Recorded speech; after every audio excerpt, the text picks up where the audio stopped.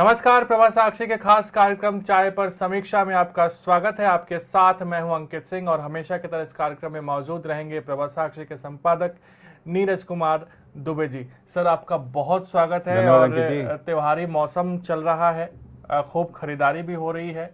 Online shopping की तो एक तरीके से कह सकते हैं कि कई लोग तोहफा एक दूसरे को भेज रहे हैं इस शॉपिंग के जरिए। लेकिन राजनीतिक पारा जो है ना, वो भी इस त्योहारी मौसम में काफी चढ़ा हुआ है सर जी। और इसकी शुरुआत जो हम कर रहे हैं वो राहुल गांधी के एक बयान से कर रहे हैं, जो उन्होंने आरएसएस को लेकर दिया है। उन्होंने दावा किया है ये कहते हुए कि ऐतिहासिक तथ्य है कि आरएसएस को अंग्रेजों से पैसे मिलते थे जी। राहुल गांधी क्या कहना चाहते हैं जी? क्या राहुल गांधी सिर्फ और सिर्फ आरएसएस को निशाना बनाकर ही खुद को आगे करना चाहते हैं? क्या उनके मन में चल रहा है, क्योंकि वो खुद मानहानि का मामला उन पे हो चुके हैं आरएसएस के खिलाफ? देखिए, मुझे लगता है कि शायद जो राहुल गांधी अपने जैसे का मानहानि का जो मुकदमों का सामना तो कर ही रहे हैं, लेकिन मुझे ऐसा लगता है कि राहुल गांधी को शायद जो उनकी टीम है ये बताती है कि आज आपको प्रेस कॉन्फ्रेंस में क्या क्या मुद्दे रखने हैं, किन किन विषयों को आपको संबोधित करना है, तो उसकी शायद उनको पूरी तैयारी करके नहीं दी जाती, इसलिए वो गलती कर जाते हैं। मुझे लगता है कि शायद राहुल गांधी से ज़्यादा दोषी उनकी टीम है, क्योंकि वो उनको शायद वो सारी तथ्य उनके सामने नहीं रखती है, तो इसलिए वो आवेश में आकर ऐसी बातें बोल जाते हैं जो कि तथ्यहीन है। या सिर्फ बोलना है उनको आरएसएस के खिलाफ, इसलिए कुछ भी बोलना है। बिल्कुल, शायद वो एक जब क्या होता है कि आप किसी का अंध विरोध करते हैं तो आपको पता नहीं होता कि मैं क्या बोल जाऊंगा, मैं कहां तक चला जाऊंगा।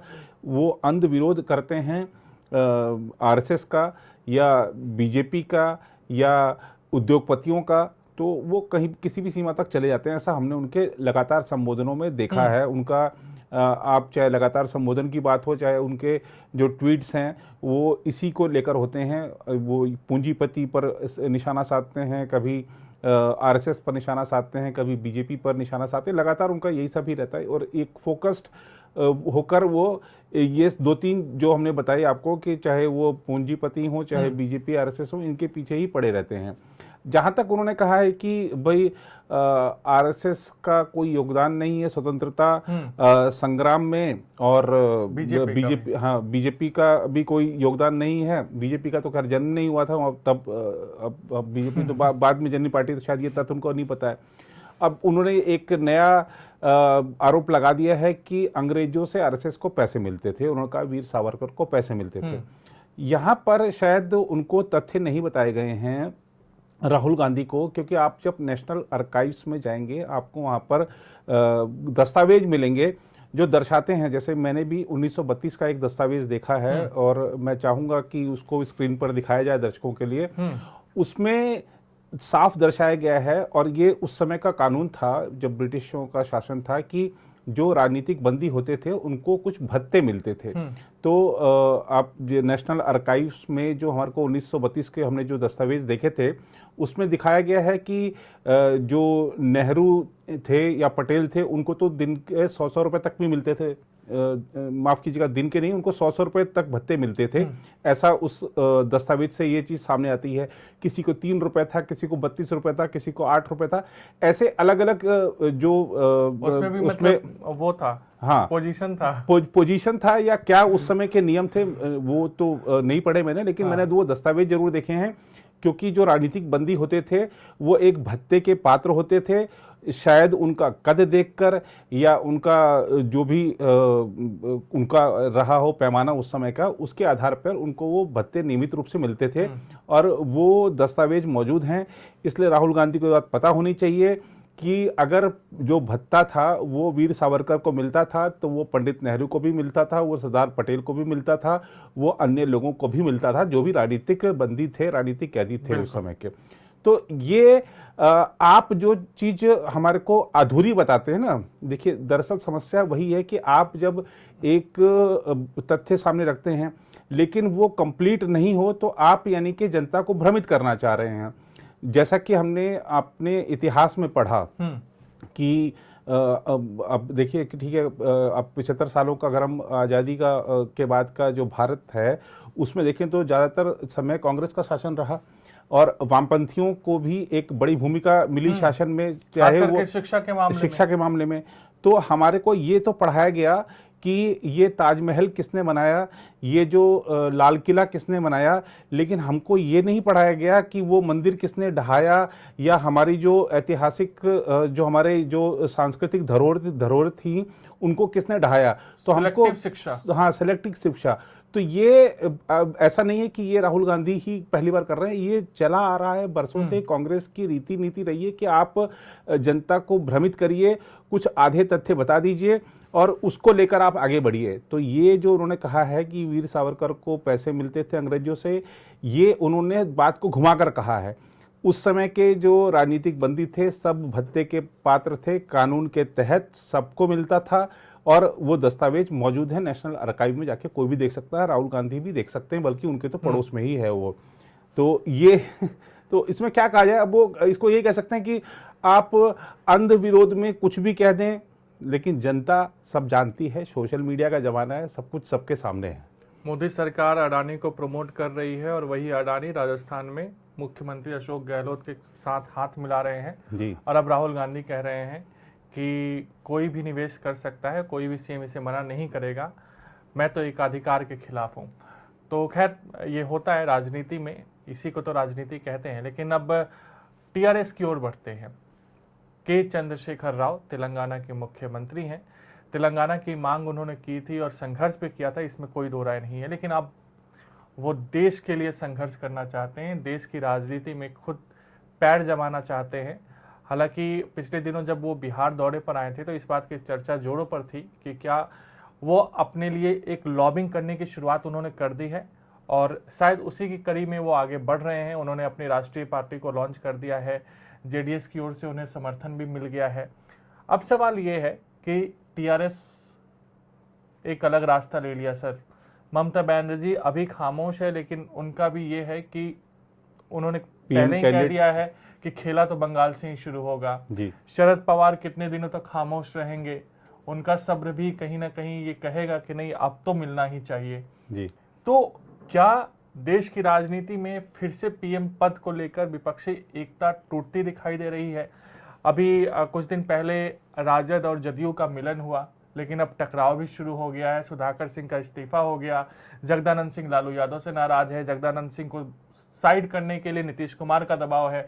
ये तमाम चीजें चल रही हैं, ऐसे में विपक्षी एकता कहाँ है? देखिए, विपक्षी एकता तो नहीं है, और इसी बात का फायदा बीजेपी को लगातार मिल रहा है 2014 से अब तक, आप देख लीजिए।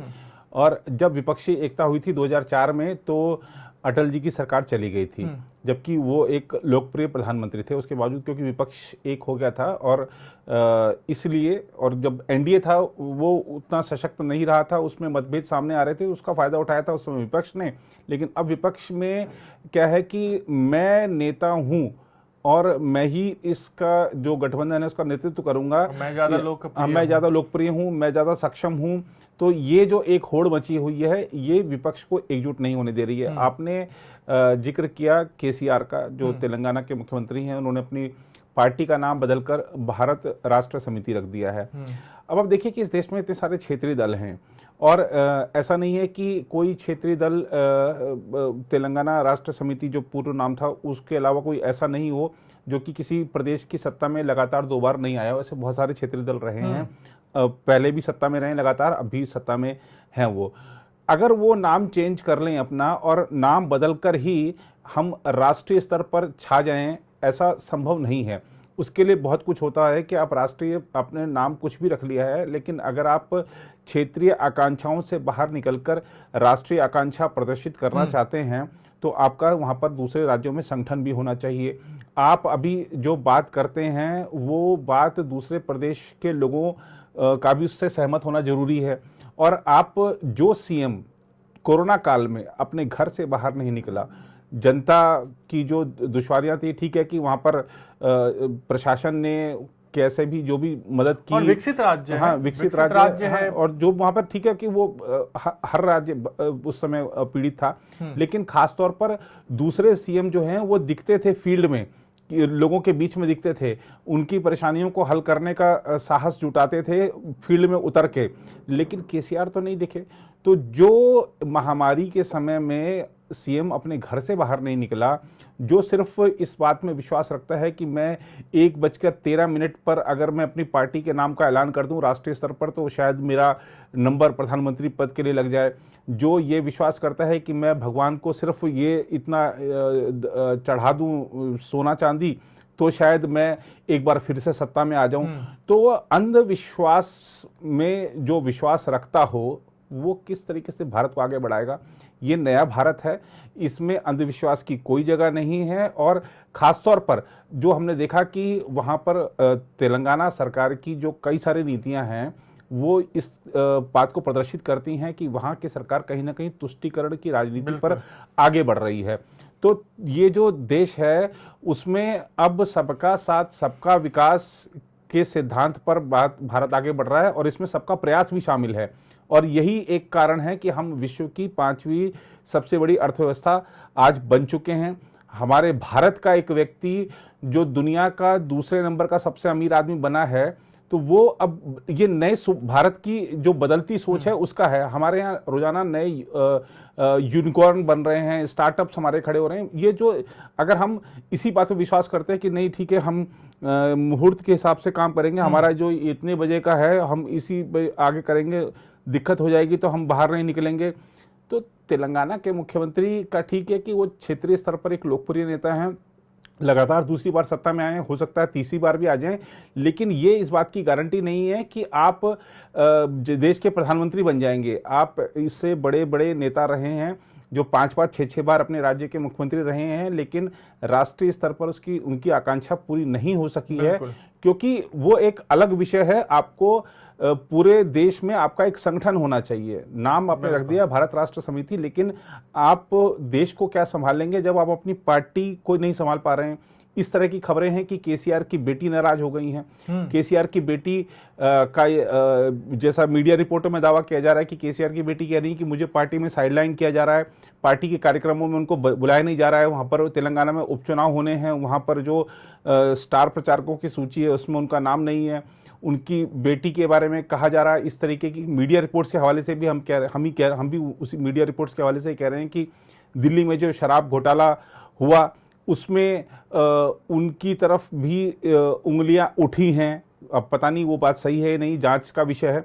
लेकिन इन सब से कहीं ना कहीं टीआरएस की और जो अब नाम उन्होंने चेंज कर दिया भारत राष्ट्र समिति, इसकी पार्टी की छवि खराब हुई है। तो जो व्यक्ति अपने पहली बात तो क्या है कि वो परिवारवाद की राजनीति करते हैं और अब अगर अपने परिवार को भी नहीं संभाल पा रहे हैं तो वो देश को क्या संभालेंगे, राज्य को क्या संभालेंगे, ये एक बड़ा प्रश्न खड़ा होता है। और परिवारवादी जो दल होते हैं, चाहे वो क्षेत्रीय स्तर पे हों और या फिर राष्ट्रीय स्तर पे आने का प्रयास करें, उनका सदैव एक ही प्रयास रहता है कि जब भी कोई बात आए, चाहे वो पद की बात आए, चाहे और कोई मुद्दा आए, तो पहले परिवारजन उसके बाद पार्टीजन।